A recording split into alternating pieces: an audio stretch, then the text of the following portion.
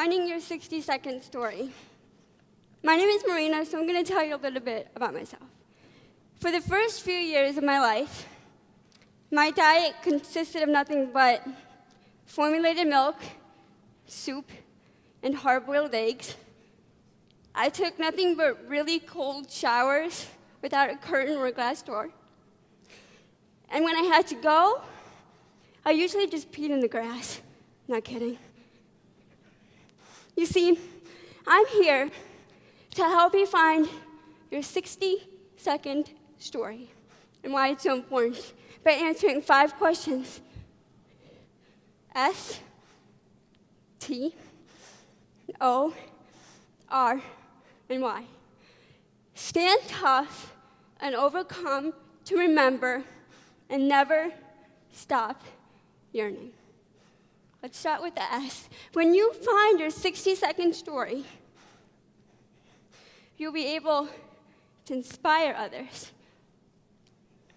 You'll be able to teach others. And most importantly, you'll be able to remember just how far you've come and understand where you can go. The S. Stand. What do you stand for? For the first few years of my life, I didn't really have a lot to call my own. I had a bed, I had a chair, and I had a locker. But I was happy because I knew at least I had that much. But when I came here, and I walked into my bedroom for the very first time, and I saw all those stuffed animals, and I got an education, and friends, and a mom and dad. It was at that moment in my life that I realized I stand for gratitude. I stand for gratitude because I know that the key to happiness is being grateful for what you do have, despite what you know you don't.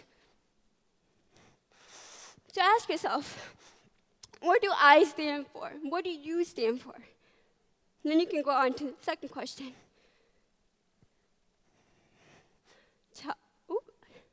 Hold on just a second. Toughens. What toughens you up? At that place, being different wasn't okay. They would ridicule me for having cerebral palsy. They would call me names. They would pull my hair. Sometimes they would push me down the stairs. When I came here, I remember it was in the 2nd grade. And I would ask my mom to come and pick me up from school early. So she finally came, and she saw that I was sitting in the hallway. And she's like, Marina, why are you out here? I said, my teacher put me out here because I couldn't cut a straight line with scissors. My handshake. And my God, I have never seen my mom so mad. She walked straight into that classroom, and I will never, ever forget what she said. She looked at my teacher, and she said, who cares if my daughter can't cut a straight line with scissors unless she's going to be a seamstress? I never became one, thank God. And then she said, she deserves art class.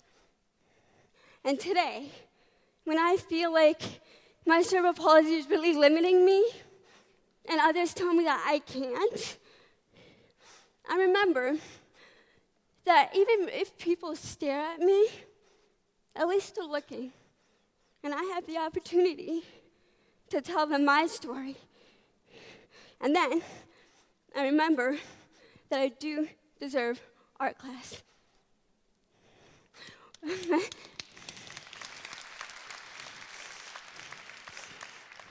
When you've answered what toughens you up and what do you stand for, you can go on to the third question. Overcome. What have you overcome? Oh, sorry. At that place, oh my gosh, I can remember the children leaving. I remember the day my best friend left. I would sit outside and wonder, will that ever be me? Am I good enough to get picked? And so I had to overcome the feeling of hopelessness. I had to do so every single day. Sometimes I had to do it hour by hour. Sometimes minute by minute. But I decided to overcome. And because I did that, I have a story to tell now. What have you overcome that helps you to stand up for what you believe in and makes you tough? And then you can go on to the fourth question, and that's the R. Remember. What do you remember? That's a loaded question. Think about it this way. When you go home today, you're all going to remember this event, right? But you're all going to remember something different, right? So at the end of the day, I do believe that we choose how the good memories and how the bad memories ultimately affected our story. I can remember, I could not communicate with a lick. I couldn't tell my mom that I was hungry. I couldn't tell her that I wanted hot cocoa really bad. I couldn't even tell her that I loved her. And so she introduced me to Madeline and the Little Mermaid. And we all know what binge watching is, right? We've all done it. It's okay, you can admit it. I binge watched Ariel, like the Little Mermaid, and Madeline for 2 months straight, 24 hours a day. I did not sleep. So at the end of the 2 months, my mom was cooking dinner, and I went out to her, and I said, Mom, I love you. She was like, oh my God, you said it. Thank God. Yes, I said it. I love you. Granted, for the first 2 months, I used to think that I was a mermaid. Thanks, Ariel. And that a fork was called a thingamabob. Still do. But I choose to remember those memories because they ultimately shaped my story. What do you remember about what you had to overcome? About what it is that makes you tough? About what it is that you stand for? And then you can go on to the fifth question. That's the why. Yearn. What do you yearn for? So I believe that there are 3 types of people in this world. You have the pessimist. And the pessimist is that person who can see the corner of the room, right? But they also see the chairs and the clothes and everything in between to get to that corner. And they're so focused on those obstacles that they can't take the first step to get to what they yearn for. And then there's the optimist. Don't get me wrong, being optimistic is great. But this is the person who sees the corner of the room and wants to be there, but is blinded by all the obstacles he or she may have to overcome to get there. So at the end of the day, all they can do is yearn for things. Because someone really important once told me that hope isn't a strategy. And then you have the realist, the me.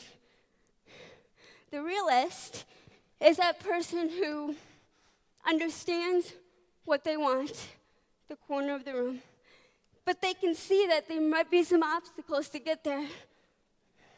but they know how to get what they yearn for. So at the end of the day, they can use their story to get to what they yearn for. And I understand we can all be pessimistic, right? Right? And I understand that it's okay to be hopeful. But I want you to be the person who goes out and gets what they yearn for. And if you can do that, and you can answer what you remember, and you can answer what you overcome, what you stand for, what makes you tough, I promise you, your story will inspire. Your story will teach people. Most importantly, your story will help you remember just how far you've come and understand where you can go. And maybe one day, you can be on this stage telling people your story, kind of like mine. I stand for gratitude because at that place, although I didn't have much to call my own, that chair and that bed and that locker made me happy. I stand for gratitude because at the end of the day, my key to happiness is being grateful for what I do have: a family, a really cute dog, a fiance, despite what I know I don't. $1 million, I'm looking like Angelina Jolie.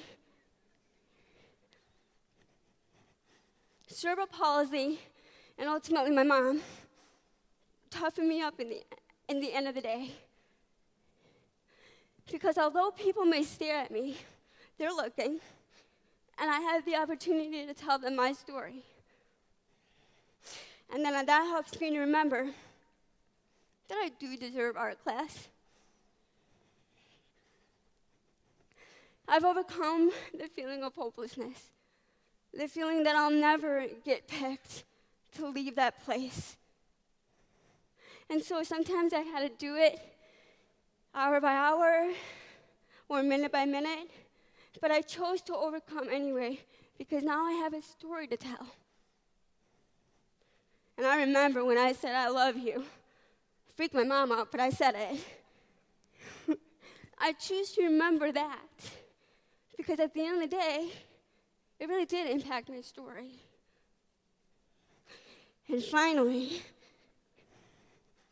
I yearn that day that every single orphaned child will know the love of a family and have a place to call their home. Because I was one. Adopted from Russia at the age of 6 in 1996. But I'm not anymore. Thank you. Thank you.